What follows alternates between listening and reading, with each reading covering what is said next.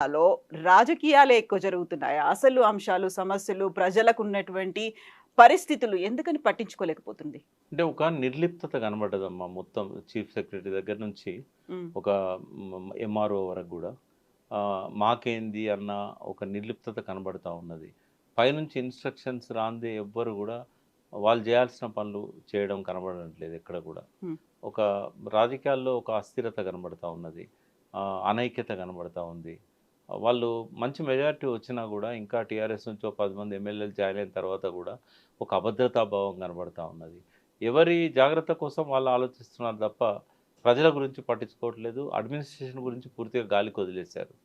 ఓ control అనేది లేకుండా పోయింది అడ్మినిస్ట్రేషన్ మీద. సో, ఎవరి ఇబ్బందులు వాళ్ళకుండొచ్చు. బట్ అడ్మినిస్ట్రేషన్ మాత్రం పర్ఫెక్ట్ ఉండాల్సిన అవసరం ఉంది. హ్మ్. బట్ రేవంత్ రెడ్డికి అనుభవరాహిత్యం కావచ్చు, లేదా కొత్తగా ముఖ్యమంత్రి అయ్యారు కాబట్టి ఇంకా సెట్ కాకపోవచ్చు. లేదా ఆయనకు కొన్ని పర్టిక్యులర్ అంశాల మీదనే ఇంట్రెస్ట్ ఉండొచ్చు వేరు వేరు కారణాల వల్ల. బట్ ఒక సమగ్రంగా ఆలోచించే మనస్తత్వం కనబడట్లేదు ఆయన లోపల. ఇప్పుడు ఒకటే చిన్న ఎగ్జాంపుల్ చెప్తాను. లాస్ట్ టైం కూడా వరదలొచ్చాయి ఖమ్మంలో. హ్మ్. టీఆర్ఎస్ గవర్నమెంట్ ఉన్న టైం లాస్ట్ ఇయర్. వచ్చినప్పుడు రాత్రికి వరంగల్‌లో రాత్రి కూడా వచ్చాయి. వరంగల్‌లో కూడా వచ్చాయి. అలర్ట్ చేశారు. పబ్లిక్‌ని అలర్ట్ చేశారు. మైకులు పెట్టి ఎవాక్యుయేట్ చేశారు. రిహాబిలిటేషన్ ఏర్పాట్లు చేశారు.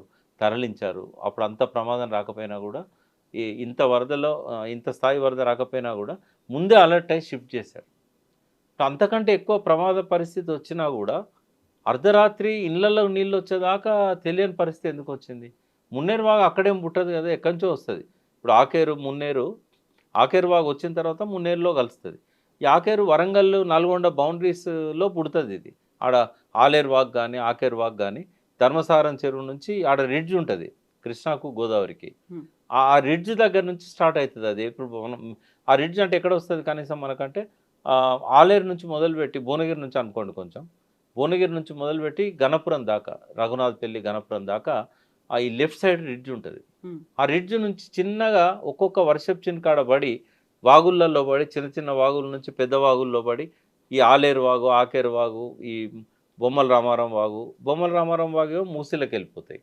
మూసీకి కిందొచ్చినయి ఏందంటే, ఈ ఆకేరు వాగులో మనకు దేవరూపుల, కడివెండి, తుంగతుర్తి ఈ ప్రాంతంలో పడ్డ వర్షమంతా కూడా అది ఆకేరు వాగులో కలిసి మున్నేరులో కలుస్తది. కలిసి అప్పుడు ఖమ్మంలో ఆ ప్రమాదానికి కారణమైతది. అంటే ఇప్పుడు కనీసము ఈ ఆకేరు వాగులో తెలంగాణ నల్గొండ, వరంగల్ జిల్లాలో కురిసిన వర్షం ఏదైతుందో, ఇప్పుడు సూర్యాపేట జిల్లా కావచ్చు, జనగాం జిల్లా కావచ్చు, ఆ! గన ఈ ఈ ప్రాంతంలో పడ్డ వర్షము ఖమ్మం పోవడానికి కనీసం ఒక రోజు పడతది. హ్మ్. మరి ఎందుకు అలర్ట్ కావట్లేదు? వాతావరణ శాఖ హెచ్చరికలు చేసినా గూడా, కలెక్టర్స్ ఎందుకు ఆ డాటా తీసుకోవట్లేదు? ఎక్కడ ఎంత వర్షం పడ్డది? దీని ఎఫెక్ట్ ఎక్కడుంటది? ఇవన్నీ ఆలోచించాలి గదా! ఆ వ్యవస్థ మొత్తం కుప్పగూలిపోయింది. లేకుంటే ఖమ్మంలో ఈ ప్రమాదాలు ఇంతమంది ఎందుకు చనిపోతారు? అసలు ఆస్తులంటే ధ్వంసం కావచ్చు. కానీ మనుషులెట్లా చచ్చిపోతారు?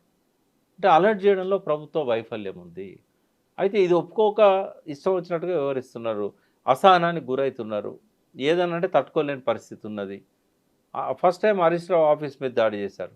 ఎందుకంటే ఆయన అగ్రెసివ్‌గా మీడియాలో కనబడుతున్నాడు ఇవాళ. హ్మ్. ఏదన్నా ఇన్సిడెంట్ జరిగిందంటే అక్కడికెళ్ళిపోతున్నాడు. ఆయనను ఎట్లా ఆపాలే? దానికోసం ఆయన ఆఫీస్ మీద దాడి, ఆయన కారు మీద దాడి. కారు మీద దాడి చేయాల్సిన అవసరం ఏంది? ఖమ్మంలో బాధితులకు సహాయం చేయడానికి పోయారు. కిట్స్ పంపిణీ చేయడానికి పోయారు. జగదీష్ రెడ్డి గారు ఉన్నారు. ఆయన ఉన్నాడు. సబితా ఇంద్రారెడ్డి ఉంది. ఇటువంటి వాళ్ళందరి మీద దాడి చేయాల్సిన అవసరం ఏంది? కాంగ్రెస్ డైరెక్ట్ వాళ్ళ కార్ల అద్దాలు పగలగొట్టారు. అంటే చాలా అసహనానికి గురవుతున్నారు. ఇదే వార్త పబ్లిష్ చేసినందుకు ఆయన సోషల్ మీడియాలో ఆయనకు సంబంధం లేకపోయినా కూడా ఆయనను బాధ్యుడిని చేస్తూ దిలీప్ కుమార్ కొనతాను దిలీప్. కొనతం దిలీప్‌ను అరెస్ట్ చేశారు. ఎంత దారుణం అంటే ఆయనను నిన్న ప్రవీణ్ కుమార్ గారు ఆడికి పోయి మాజీ ఐపీఎస్ పక్కనే జగదీష్ రెడ్డి ఉన్నాడు. అసలు ఏ కారణంతోనో అరెస్ట్ చేశారు. అంటే ఏదో జయనాథ్ అక్కడేదో మహిళను అది అది చూపెడుతున్నారు. వాస్తవంగా ఆయన మీద ఏందంటే ఆయన ఆయన ఏదైతే సోషల్ మీడియాకు ప్రాతినిధ్యం వహిస్తున్నాడో ఆయన ట్విట్టర్ గానీ, ఇంకోటి గానీ ఈ ఖమ్మం ఫ్లడ్స్ మీద బాగా రియాక్ట్ అయ్యాడు ఆయన. వాటి మీద పెట్టాడు ఆయన. అది నచ్చలేదు గవర్నమెంట్‌కి. నచ్చక ఎందులో ఇరికియాలని చెప్పేసి అక్కడిదేదో ఆయన ఫోటోసు ఆయన నిర్వహిస్తున్న ఛానెల్స్ అని చెప్పారు. వాస్తవంగా ఆయనకు ఆ ఛానెల్ సంబంధం లేదంటున్నారు. ఎక్కడ కూడా ఆర్డర్స్ లేవు. లేదా బీఆర్ఎస్ పార్టీ తరఫున ఆయనకు ఒక లెటర్ లేదు. నిన్ను అపాయింట్ చేస్తున్నాం. నువ్వు ఈ ఛానెల్‌కి ఇన్‌చార్జ్ అనేది ఎక్కడ లేదు. ఆ పేరు చెప్పుకొని తీసుకొచ్చి నా కేసు బిల్డ్ చేసి పంపితే రాత్రి ఆయనను జడ్జెస్ ముందు ప్రవేశపెట్టడానికని జడ్జెస్కి ఇన్ఫామ్ చేశారు. చేస్తే మీరు ఇంతకీ దే కేసు అది పంపేయండి అంటే వాళ్ళు పంపించి వాళ్ళు నవ్వుకొని ఏం కేసా ఇది తొక్కల కేసు, ఈ కేసులో నేను రిమాండ్ పంపాలనా ఈ కేసులో, ఏ తీసేసేయండి దాన్ని మార్చేసేయండి అని చెప్పేసి అది అంటే మార్చడానికి ఉండదు, ఎందుకంటే జడ్జి గారు నోటీస్ పోయిన తర్వాత మళ్ళీ ఎట్లా మారుస్తారు. కాబట్టి ఏం చేయలేని పరిస్థితుల్లో రాత్రి దిలీప్ను వదిలేశారు నేను విన్నది. అవును. ఎందుకంటే ఆ కేసును బిల్డ్ చేయడంలో ఎందుకు అరెస్ట్ చేస్తున్నారు అనేటువంటి కారణాలు సహేతుకమైన కారణాలు లేవు, కేసు కూడా సరిగ్గా లేదు. అది ఆయన ఏదో తప్పు చేశాడు మత కల్లోలాలు అన్నాడు కదా, ఆ ఫోటోలు ఫ్లాష్ చేస్తే మత కల్లోల కిందికి వస్తుందా? అదొక వార్త కదా. వార్తను ఇప్పుడు సయ్యద్ హుస్సేన్ అనే అతను మంజుల అనే అమ్మాయి మీద అత్యాచారం చేశాడంటే మత కల్లోలు అవుతుంది. అది ఒక ఇన్సిడెంట్, అది outrages of modesty of the women అని ఆర్టికల్ 353 కింద ఉండేది ఐపీసీ కింద, దాన్ని 354 కింద ఉండే దాన్ని మత కల్లోలు అంటాం మనం. ఒక జార్జ్ అనే అతను ఒక కమల అనే అమ్మాయి మీద అత్యాచారం చేస్తే అది క్రిస్టియన్ అండ్ హిందూ మత కల్లోలం అవుతుందా? కాదు కదా. కాబట్టి ఈ కేసులో ఏం లేదు, అవసరం లేదు తీసుకొచ్చుడు రాత్రి అని చెప్పి వాళ్ళు 10:30కు రిజెక్ట్ చేశారు. ఒక జడ్జిని అడిగితే అదే అన్నాడు, రెండో జడ్జిని అడిగితే కూడా అదే. ఇంకా లాభం లేదనుకొని ఏం చేయలేని పరిస్థితుల్లో ఆయన వదిలిపెట్టారు అర్ధరాత్రి. అంటే అవసరమా? నిజంగానే కేసులు పెట్టాల్సిన చాలా కేసులు పెండింగ్ ఉన్నాయి. నిజంగా అత్యాచారాలు చేసిన వాళ్ళ మీద కేసులు లేకుంటున్నాయి. ఇక్కడ కేసులు పెట్టేకాడ కూడా పోలీసులు ఎట్లా చేస్తున్నారంటే, హరీష్ రావు బండి మీద రాళ్ళు విసిరి అద్దాలు వలగొడితే కేసు లేదు. వీళ్ళు ఇచ్చిన కంప్లైంట్ మీద ఐజాన్ టుడే ఇప్పటి వరకు కేసు ఖమ్మంలో వాళ్ళ మీద రిజిస్టర్ కాలే. కానీ వీళ్ళ మీద కేసు బుక్ అయింది. ఏంటంటే వీళ్ళ కాలనీలో పోయి కాంగ్రెస్ వాళ్ళని రెచ్చగొట్టి వాళ్ళ మీద దాడి చేయడానికి పోయిందని చెప్పి వీళ్ళ మీద కేసు బుక్ చేశారు. ఇంత నగ్నంగా ఎక్స్పోజ్ అవుతాడా రేవంత్ రెడ్డి? అవసరమా? ఇంత ఘోరంగా పోలీసు వ్యవస్థను తమ చెప్పు చేతుల్లో తీసుకొని దుర్వినియోగం చేయాల్సినంత అవసరం ఉన్నదా? సో ఈయన కూడా ఒక ట్రాక్లో అందరిలాగానే పోతున్నాడు. మేము ఎక్స్పెక్ట్ చేసినాం ఒక యువకుడు మంచి ఉద్దేశాలతో ముఖ్యమంత్రి అయ్యాడు, ఎవరికి రాని ఒక అదృష్టం ఆయనకు వచ్చింది, సరిగ్గా పరిపాలిస్తాడని అనుకున్నాం. కానీ చాలా అధ్వాన్నంగా ఉన్నది ఈయన పరిపాలన. కనీసం ఇప్పటికైనా రియలైజ్ అయితే మంచిది. ముందు తనని తను సర్దుకోలేని పరిస్థితుల్లో ఈ అసహనానికి గురై ఇటువంటి తప్పులన్నీ చేస్తున్నాడని అనిపిస్తున్నది.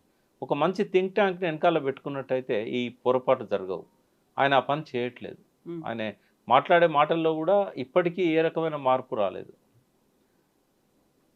ఇప్పుడు మావో అనే నాయకుడు గొప్ప నాయకుడు ప్రపంచంలో. మావో చైనాలో రెవల్యూషన్ తీసుకొచ్చాడు. దానికి ఒక 18 సంవత్సరాలు తిరుగులేని నాయకుడు ఉన్నాడు. ఆయనకి ఇంగ్లీష్ రాదు.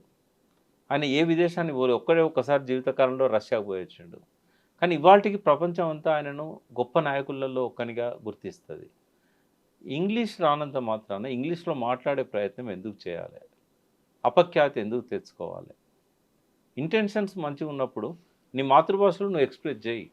నేను మీ ద్వారా కూడా రేవంత్ రెడ్డి గారు చెప్తున్నా, తెచ్చిపెట్టుకున్న అరువు భాష మనకు అవసరం లేదు. అమ్మ భాషలో మాట్లాడు.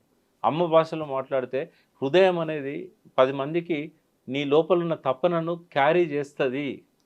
ఈ తెచ్చిపెట్టుకున్న ఇంగ్లీష్ పదాలు నీకెందుకు? ఒకళ్ళు ఇంగ్లీష్లో మాట్లాడాల్సి వస్తే పక్కన శ్రీధర్బాబు ఉన్నాడు కదా, ఆయనతో మాట్లాడి స్వచ్ఛమైన తెలుగులో మాట్లాడు. కావాలంటే అందరి చెవులకు ఇంగ్లీష్ ట్రాన్స్లేషన్ ఇవి పెట్టు. కానీ పొరపాటున కూడా నీకు స్పష్టంగా ఇతరులతో కంపేర్ చేస్తే వాళ్ళలాగా మాట్లాడే అవకాశం లేనప్పుడు ఈ సడన్గా ఏం చేస్తున్నారు? ఈయన వీడియోను కేటీఆర్ వీడియో పెడుతున్నారు. కేటీఆర్ అద్భుతమైన ఇంగ్లీష్ మాట్లాడతాడు. బట్ అవసరమా? ఇటువంటి ఎందుకు? చక్కటి తెలుగులో మాట్లాడు, తెలంగాణ భాషలో మాట్లాడు, గౌరవిస్తారు ప్రజలు. ఇంగ్లీష్ అవసరం ఉన్నట్టు ట్రాన్స్లేట్ చేసుకుంటాడు, లేకపోతే శ్రీధర్బాబు కవర్ చేసుకుంటాడు ఇంగ్లీష్లో. ఇదొకటి. రెండవది ఏంటంటే ఎలక్షన్లు అప్పుడే రాజకీయం చేయి, మిగతా మళ్ళీ ఎలక్షన్ల దాకా రాజకీయం అవసరం లేదు. కక్ష తీర్చుకునే పద్ధతి అస్సలే వద్దు. అది అవసరమా? తెలంగాణ కల్చర్లో కక్ష తీర్చుకునేది ఉండదు. ఏ రాజకీయ నాయకుడు కూడా గతంలో ఫ్యాక్షనిస్ట్ కాలే తెలంగాణలో. ఈ చిన్న చిన్న పోలీస్ కేసులు పెట్టించి ఎందుకు బదనాం కావాలి? ఒకవేళ రాళ్ళు రువిన వాళ్ళ మీద కేసు పెడితే అది నీకు ఆపాదించారు ఎవరు? వాళ్ళు తప్పు చేశారు, వాళ్ళు శిక్షారులే. కాంగ్రెస్ వాళ్ళైనా కూడా రేవంత్ రెడ్డి క్షమించలేదంటే నీ ఎంతో పెరుగుతుంది నీ విలువ.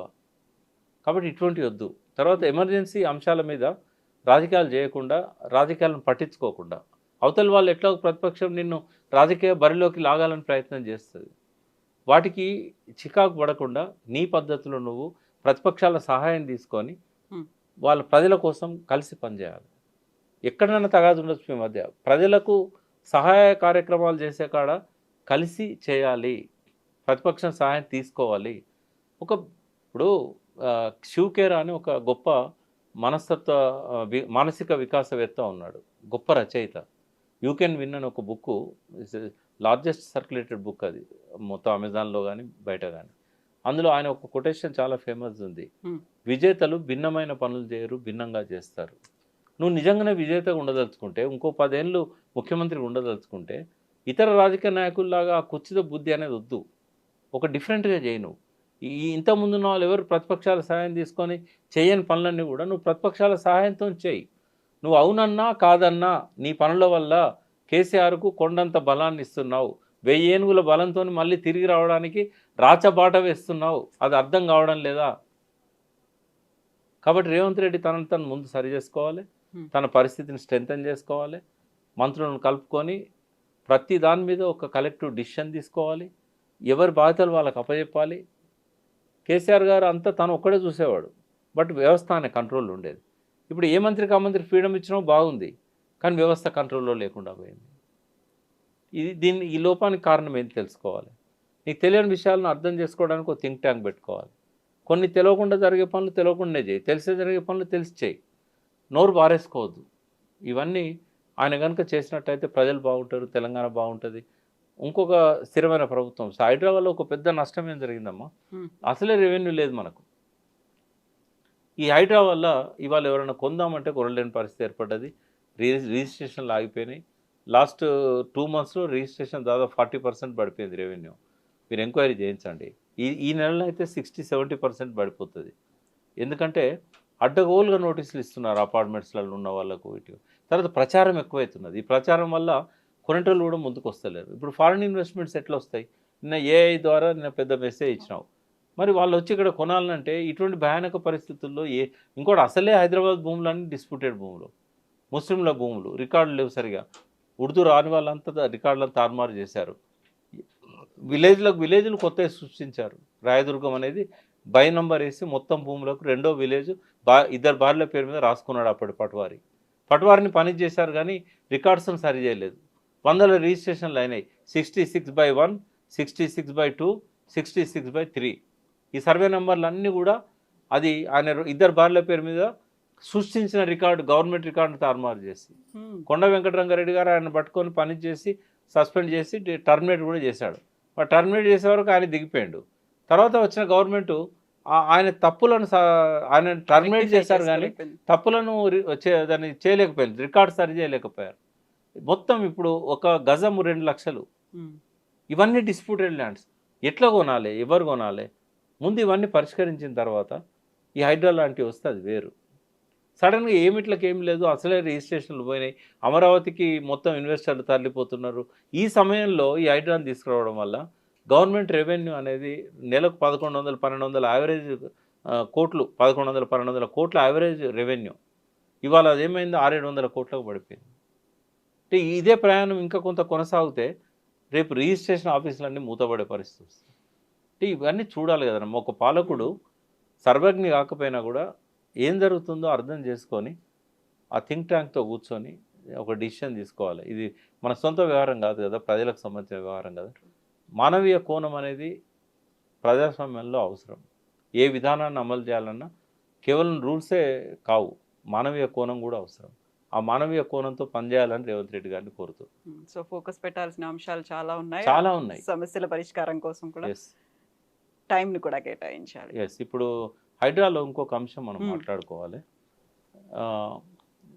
చాలా లేఅవుట్స్లలో రోడ్లు, పార్కులు, కమ్యూనిటీ సెంటర్స్, అంటే లేఅవుట్ చేసేటప్పుడే 45% ల్యాండ్, మొత్తం 4640 గజాలు ఉంటుంది కదా ఎకరం.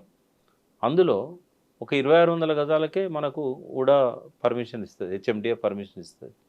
ఆ రిమైనింగ్ 45% ల్యాండ్ ఏదైతే ఉన్నదో ఇది కూడా ప్రొటెక్ట్ చేయాల్సింది హైడ్రానే, ఇప్పుడున్న జీవో ప్రకారం రంగనాథ్ గారే. వాటి మీద పడవాలి కదా, కేవలం ఎఫ్టీఎల్ అని చెప్పి గుడిసెలను కూల్చేసుడు కాకుండా ఒక్కొక్క లేఅవుట్ను మళ్ళీ సరి చేసుకొని ఆయన కావాలంటే ఓ 100 మంది రిటైర్డ్ ఆఫీసర్లను లేకుంటే డిప్యుటేషన్ మీదనో పెట్టుకొని ఎక్స్పర్ట్స్ రెవెన్యూ డిపార్ట్మెంట్ నుంచి, మున్సిపల్ డిపార్ట్మెంట్ నుంచి, ఇరిగేషన్ డిపార్ట్మెంట్ నుంచి, ఫారెస్ట్ డిపార్ట్మెంట్ నుంచి ఎక్కడెక్కడ కమ్యూనిటీ ప్లేసెస్ని ఆక్రమించారు, ఎక్కడెక్కడ అందులో హాస్పిటల్ చూపెడతారు, హాస్పిటల్ అమ్మేస్తారు ఎవరికో, ఆడ స్కూల్ చూపెడతారు కమ్యూనిటీలో, స్కూల్ ప్లాట్ అమ్మేస్తారు, తర్వాత పార్కు చూపెడతారు, పార్కును అంతా కుంచుకపోయేటట్టు చేస్తారు.